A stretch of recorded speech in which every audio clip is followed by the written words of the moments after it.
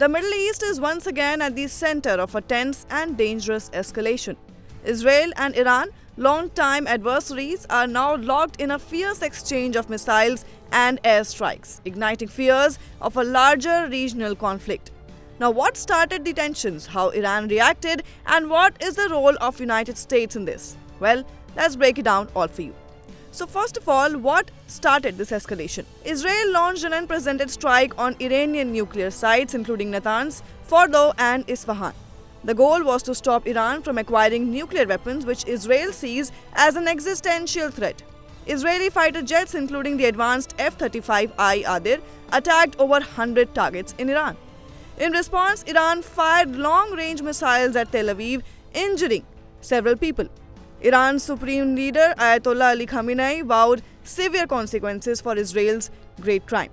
As per the latest updates, Israel's strike resulted in 78 deaths and over 320 injuries in Iran, with mostly civilians affected. Meanwhile, the United Nations confirmed that the Natanz facility in Iran has been destroyed, alongside heavy damage to Fordow and Isfahan.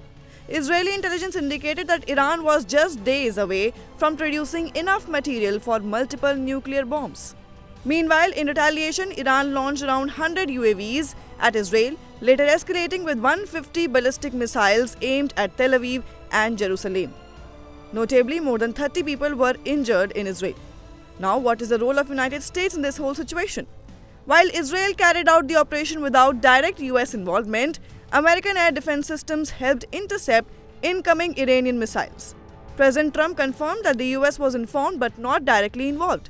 The US at present is concerned about protecting American forces in the region as tensions rise.